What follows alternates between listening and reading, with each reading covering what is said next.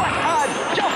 Weebles riding the amazing stunt cycle. That gyro power sends him over 100 feet at top speed. Loop-de-loop, and he's not through yet. Christmas in the 70s had its own charm and energy. From the hottest toys to the must-have gifts under the tree, these were the items every kid dreamed about. Today, we're looking back at the iconic holiday gifts that shaped Christmas mornings in the 1970s. Stick around for my top pick. It might bring back some memories you didn't know you had. Nerf Ball. The Nerf Ball hit stores in 1969, calling itself the world's first indoor ball. It was soft enough to toss around without worrying about breaking furniture or your mom's nerves.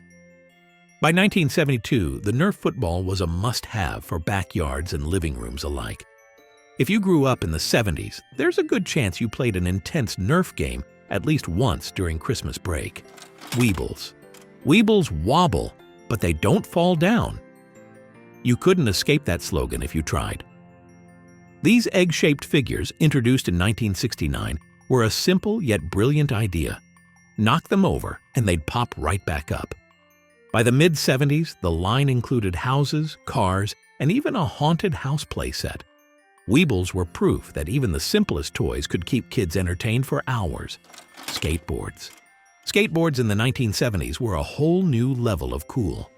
Urethane wheels, introduced in 1972, made rides smoother and more enjoyable. Skate parks started appearing, and every kid wanted a board under the tree. If you didn't skate, you probably knew someone who did. Etch-a-Sketch. The Etch-a-Sketch might have debuted in 1960, but it stayed a favorite through the 70s. Two knobs controlled a stylus, and if you were patient enough, you could create some incredible designs. Most of us, though, just made squiggles until we gave up and shook it clean. It's hard to think of a simpler or more iconic toy. Star Wars action figures.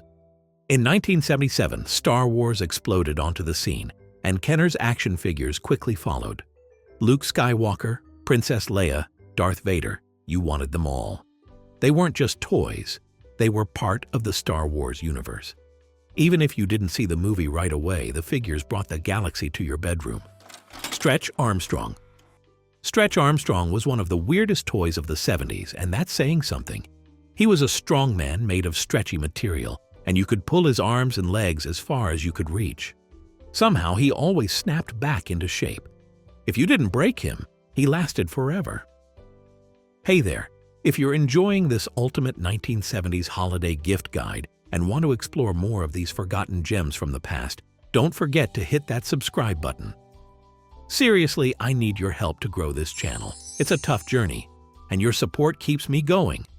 And while you're here, drop a comment below with your Christmas memories from the 1970s or any traditions you still uphold today. Let's keep this nostalgia train rolling together. Your support really means the world to me. Toss across Tic Tac Toe. Toss across was Tic Tac Toe with a twist. Instead of marking an X or O, you'd toss beanbags to flip the squares. It made the game more active and added an element of chaos, which was perfect for holiday gatherings. It wasn't fancy, but it was fun. Aww, Hot Wheels. Hot Wheels weren't just toy cars. They were an entire experience. You had the cars, the tracks, and the endless stunts you could create. By the 70s, Hot Wheels were everywhere, and they only got more popular as the years went on. If you were lucky, you got a full track set for Christmas. Shrinky Dinks. Shrinky Dinks let you color on plastic sheets, then bake them to shrink your designs into charms or decorations. Watching them curl up in the oven and shrink down was the highlight. It was part craft, part science experiment, and entirely satisfying. Rock'em Sock'em Robots. This two-player game let you control plastic robots in a boxing ring. You'd smash the buttons trying to knock your opponent's robot's head up. It was fast-paced, competitive, and loud. Everything a good toy should be. Pong. Pong wasn't flashy, but it was groundbreaking. Released in 1972, it was one of the first video games, and it simulated table tennis in the simplest way possible.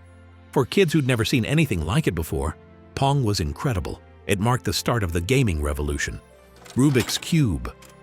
The Rubiks Cube came out in 1974 and quickly became a phenomenon. Aligning all the colors seemed easy enough until you actually tried it. Most kids never solved it without cheating, but that didn't stop them from trying. Big Wheel. The Big Wheel was a low-riding trike with a big front wheel that made it look cooler than your average bike. It was durable, affordable, and perfect for cruising around the neighborhood. It wasn't Christmas without at least one big wheel under the tree. Simon? Simon came out in 1978 and was an instant hit. The game tested your memory by making you repeat patterns of lights and sounds. The longer you lasted, the harder it got. It was simple but addicting, and it made every kid feel like a genius. Until they lost. Speak and Spell. Speak and Spell used a robotic voice to teach kids how to spell words. It looked futuristic and sounded even cooler, making it a hit with kids and parents alike. G.I. Joe Adventure Team. In the 70s, G.I. Joe transitioned from military themes to adventure scenarios. With lifelike hair and exciting storylines, the Adventure Team brought new possibilities to playtime. It was the perfect mix of action and imagination. Barbies Dreamhouse. Barbies Dreamhouse was the ultimate dollhouse.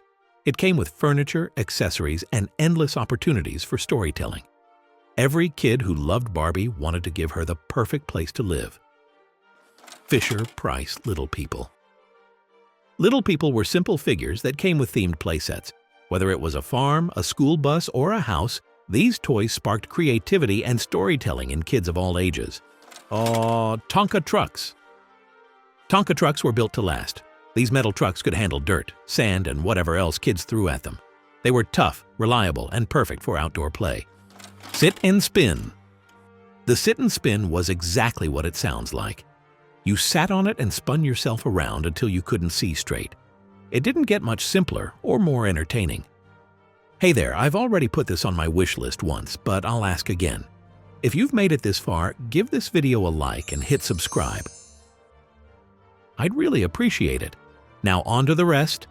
Erector Sets. Erector Sets were the ultimate construction kits for kids with big imaginations. They let you build anything you could think of, from bridges to towers. If you were into building, this was the toy for you. Big Jim action figures. Big Jim was the alternative to G.I. Joe. He focused on sports and adventures, and his muscle-flexing action made him stand out in the action figure market. You'd bend his arms, and his biceps would actually bulge. For kids in the 70s, that was next-level cool. Baby Alive.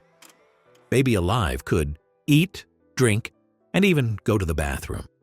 It was interactive and gave kids the chance to care for a doll in ways that felt more lifelike than ever. Evel Coneval Stunt Cycle. Saving the best for last, this one was my personal favorite. Evel Coneval was a cultural icon, and his stunt cycle toy? It captured all the excitement of his jaw-dropping jumps. You'd crank it up, send it flying off a ramp, and hope for a smooth landing. But let's be honest, the crashes were just as entertaining. My friends and I would spend hours setting up books, toy cars, and anything else we could find to create the ultimate obstacle course. If you grew up watching Evel's stunts on TV, this toy was the closest you'd get to living the daredevil dream. For me, nothing else from the 70s matched the pure thrill of that little stunt bike taking off.